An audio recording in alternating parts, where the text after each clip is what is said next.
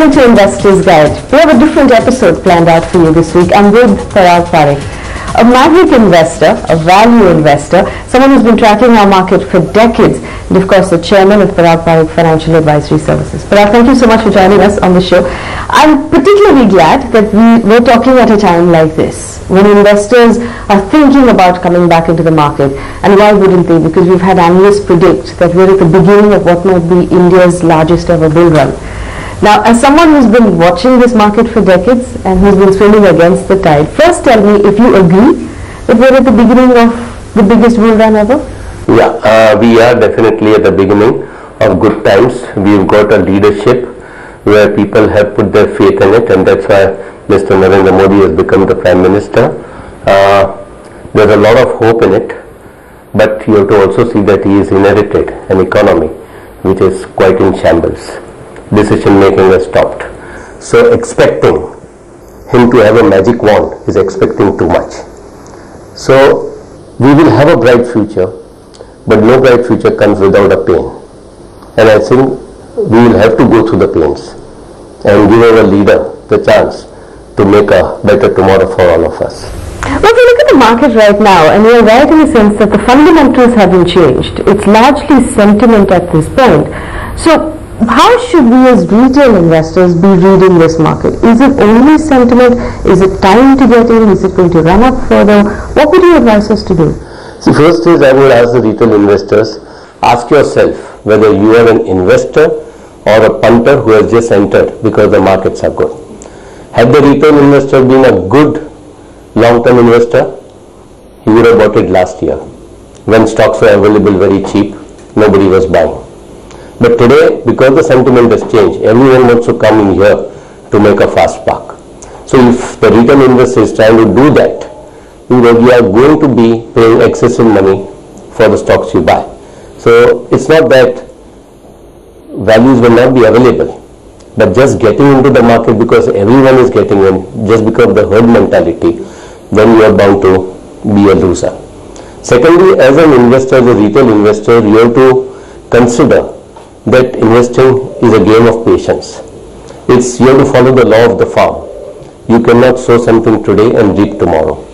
A seed which has been sown has to go through different seasons over a period of time before it turns into a fully grown tree. Similar is the case with investments. So if retail investors are thinking just get in and just make some good money, it's not going to happen. So tell me, for somebody who's looking at getting into the market right now, what is the best way to approach this market? See, I'll tell you first is go through a mutual fund route and go through your SIPs. So that way you are actually going through the good times as well as bad times, because there is a concentrated effort to be in the markets, and a good fund manager can over a period of time give you good returns. So my advice to them would be that instead of just going and buying the next hot stock in the market. But the other interesting thing that's happening right now is that a lot of the sectors that were shunned by the market over the last 3 years have come back into the spotlight, and investors are writing in, sending us emails asking if it's time to invest in real estate, time to invest in infrastructure. How important is it for them to be careful when they're considering these themes? You have to be really careful, because first is there's something like a value in use and a value in exchange. Value in use is something like water, that we all require water. If we don't get water, we can die. Value in exchange is a diamond. So anybody will be able to give you a lot of money if you own a piece of diamond, and nobody will give you money for water. So if you are really looking at that, then power is a sector which is definitely, India is power deficit, power is required for everyone, it's a new growth area, but it's a value in use. I doubt whether any company, power company, will be able to charge phenomenal rates for the power we use. Tomorrow there will be riots. So people get excited about something which is a value in use, and I think that's where they would burn their fingers. Infrastructure, long-term projects, heavily into debts. When the profits come in, will be first shared taken by the creditors by way of interest. So it's not a great business where just now because there is a fancy people will make money. We saw the same type of boom in 2007-8. What happened? People lost money. So we come to the most important part is when you chase a fancy, you pay a fancy price. And soon that fancy will end. And you have a fancy loss. I think investors need to understand this rather than just blindly going into what is hot in the market. Explain value investing to me right now. It's a concept that you have always used. It's a concept that your particular mutual fund is using as well. And I'm sure it's an idea that a lot of our viewers will benefit from. Explain to us how to use value investing in this market. See, value investing is very simple. You buy something which is neglected. You buy something which is not available. And when we are practicing value investing, first we start with a business which is owned by a credible management. Business which has a strong moat around it by way of distribution network, patents, brands. Businesses which require least amount of capital, which require less amount of debt, and above all, it has to have a good pricing power. And if that is available at a good valuation, it is value investing. And that is why you have to buy stocks when you don't feel like buying. The problem with all the retail investors is they buy stocks when they feel like buying. Now it is typical of the psychology of investors is they find a stock very risky when nobody is buying and when the prices are low. And they find it least risky when everyone is buying and the prices are going up. Value investing is just doing the opposite of that, in simple terms. Alright, so we're talking about investing our hard-earned money. When we come back from this very quick break, we'll talk about Parag's own mutual fund and we'll understand the concepts that go behind making that fund work. Don't go anywhere. Welcome back. You're watching Investors Guide on ET Now. Thank you for staying with us. Mr. Parag Parikh is with us as well. We're talking about investing in this market. Parag, I want to talk about your own mutual fund. Unlike a lot of other AMCs, you only have one fund. One scheme. One scheme. Tell us why you only have one scheme. When you launch a mutual fund, what is important is your fund manager is able to take every investment opportunity that comes in the market. So you devise your scheme in such a way that your fund manager is given all leeway to participate into every investment opportunity in the market. That was what our idea was, that we don't want to have a supermarket. We wanted to invest money for people, give them the right returns. For us, this is a profession. And for those who have multiple schemes, it has become a business. And that's why marketing has taken over stewardship. We have kept our mutual fund as because we believe we are stewards of the money which is entrusted to us. If I understand correctly, you and all of your employees have also invested in the same fund? Yes, definitely, because I can't ask you to invest if I myself don't invest. It is because we believe in what we are doing. And I think that is one of the finest points that not only myself, my directors, my fund managers, but even my employees. Because today when you are managing money, you have to have a vision where you want to go. So you have to be focused, and investors need to understand what we really stand for.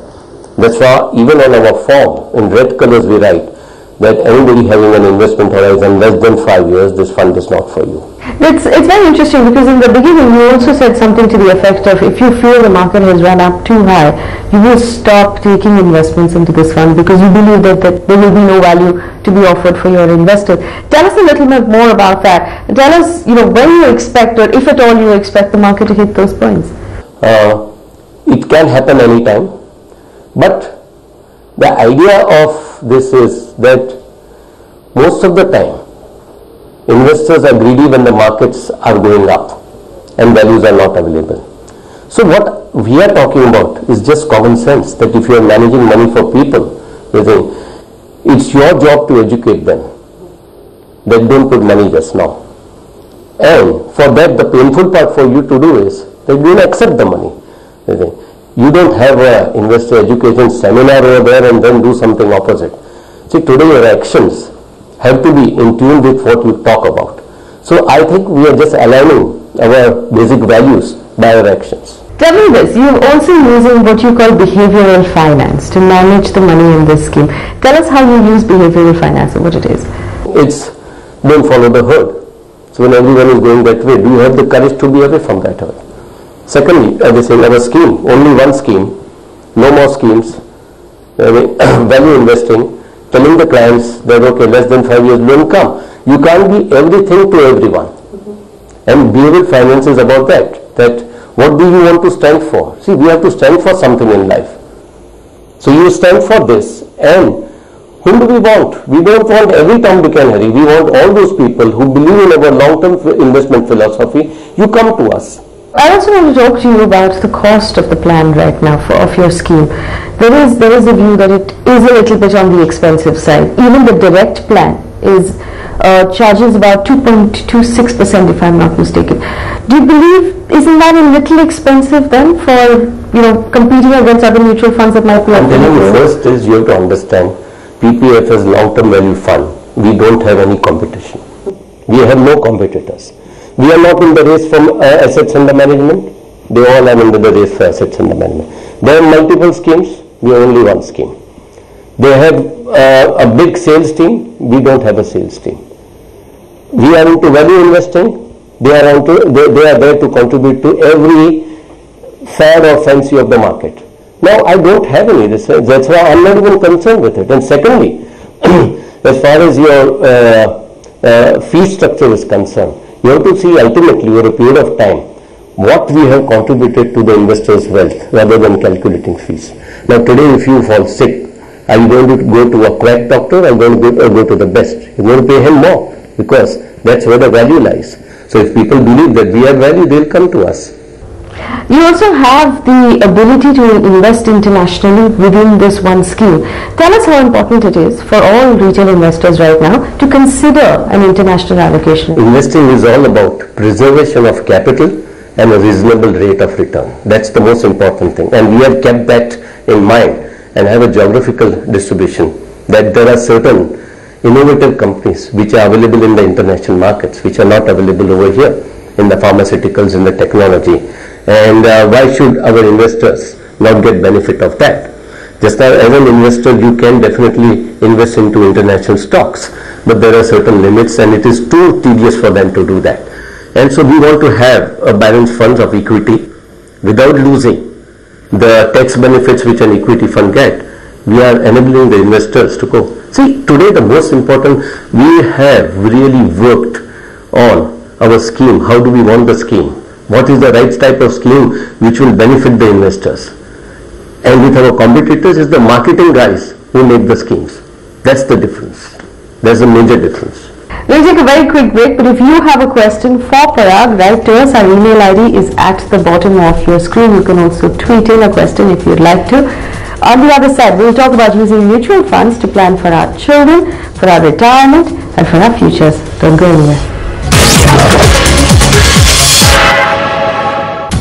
Welcome back to watching Investors Guide on ET Now. Thank you for staying with us. Parag Parikh is with us as well. Parag, thank you for staying with us. We were talking about your own value, long-term value fund before we went into the break. The interesting thing about that fund is that it's the only one in the market without a dividend option. Tell us why you don't have a dividend option on the fund, on the scheme. Because I think it's the most stupidest thing to do. Because today, if your mutual fund NAV is 15 rupees, I give you 1 rupee and we have dividend. Tomorrow, the NAV will go down to 14 rupees.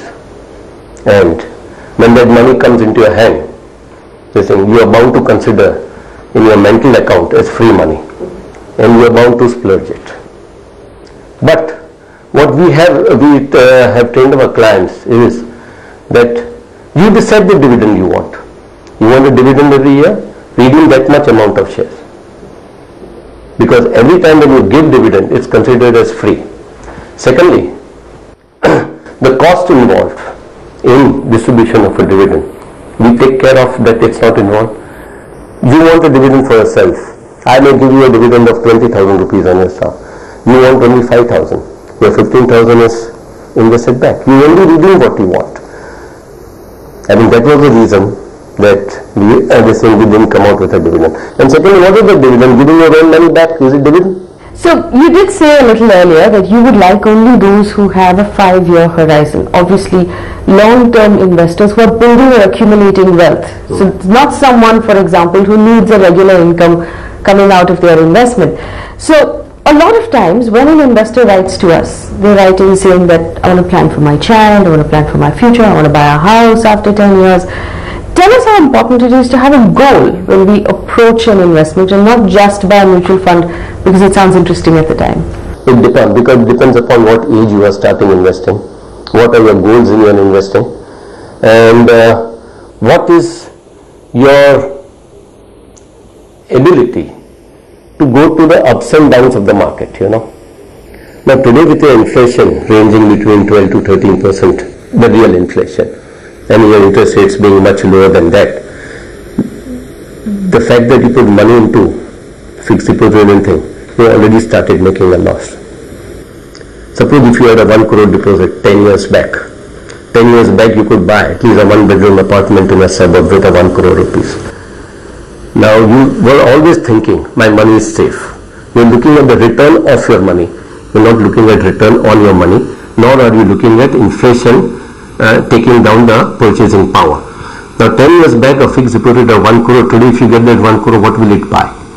I think investors, retail investors should be really looking at that. Secondly, why stocks are the best form of investment?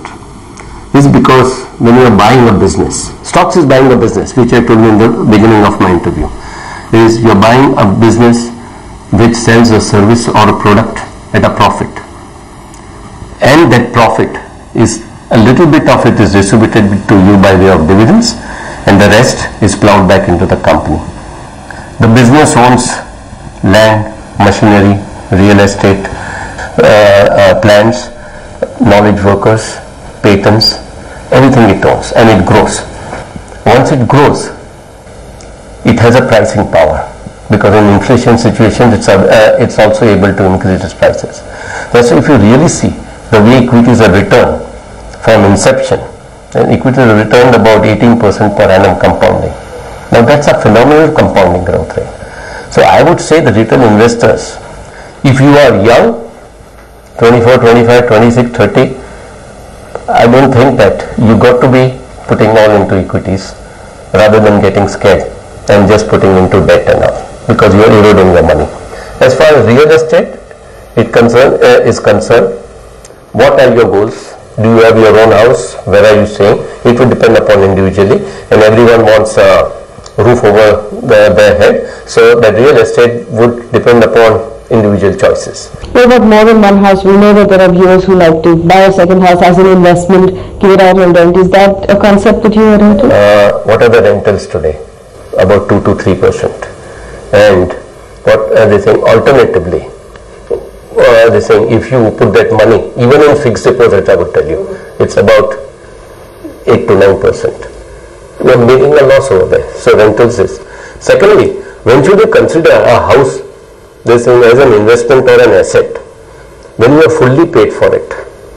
So people taking a loan and thinking that they have bought an asset, they have bought a liability, because till they don't pay off to the bank, the house is not there.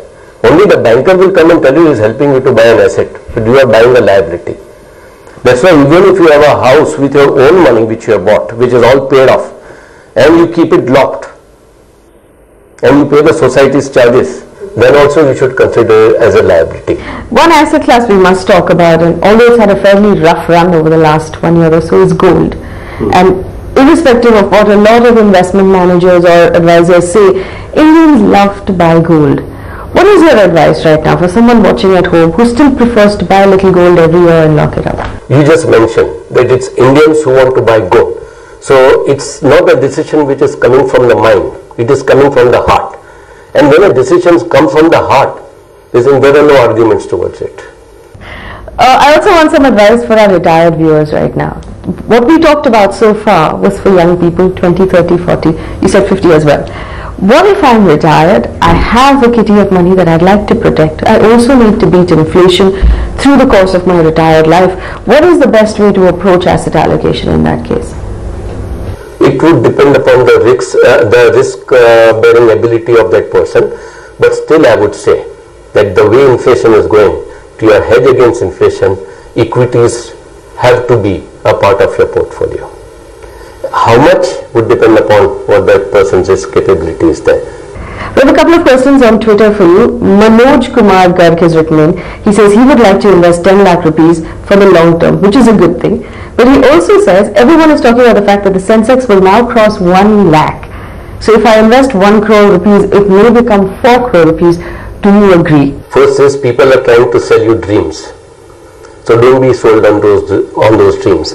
Even in this market, if you get 12 to 15% over a long period compounding, that's phenomenal returns. And it's only your type of people who really get trapped when outsiders are trying to sell you stories. Another thing you understand, that financial markets are the markets with the least amount of integrity. The only ruling ethos is, how do I get money from the other guy's pockets? So you have to be careful and don't allow others to exploit your greed. Anyone investing in a mutual fund right now, 12-15% annualized is really phenomenal returns. Is it unfair to expect more than that? No, I think it's more than fair. And if anybody can do this consistently, who can do this consistently? Only long term, if you are invested for the long term. We have a question from Jigar who writes in on Twitter. He says, please ask Parag which of the sectors should he invest in within mid-caps and which are the best stocks within that sector. So he's obviously another investor who's getting carried away with the theme. What do you have to say to him? Any sector which is neglected today, which you don't hear about it in all your TV shows or in your newspapers, then those sectors would definitely have value. So whatever you are hearing today, the hot sectors, I can tell you this safely, it's not that those are bad sectors, but when you buy stocks of those sectors, you are paying phenomenally high prices. So you can always wait. And my advice to you is that you have to be greedy when others are fearful and be fearful when others are greedy. But also tell us this, for someone who gets in at this point in the market, like the viewers who are writing in to us, what are the risks they're taking? What should they be prepared for? Don't chase the fancies of the market. Don't chase the themes and the stories and the dreams which you are fed by the people. IPOs would come just now. New schemes of mutual funds will come just now. Depending upon the latest themes, blindly avoid them. You will be much better off. Right. Well, before we let you go, give us one investment philosophy, one advice you would like all of our viewers to keep in mind when they're making an investment right now. One is you have to only think long term. And investing and expecting reasonable rate of return is also very important.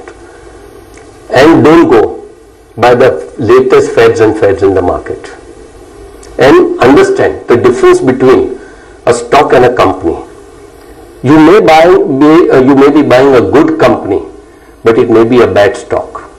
Like for instance, in the year 2000 when the technology boom was there, people thought, no, I'll buy a good company like Infosys, Wipro and everything. They were good companies. They were good companies today. But at that point of time, they were bad stocks because they were prohibitively expensive. So, just now when times are going up, when you chase fads and fancies, you end up buying bad stocks of even good companies. I think that is the most important thing which they have to realize. Alright, we're going to wrap up this interview right here. Parag, thank you so much for spending time with us and answering our questions. If you have a question for Parag, write to us. Email ID is at the bottom of your screen. Thanks so much for watching.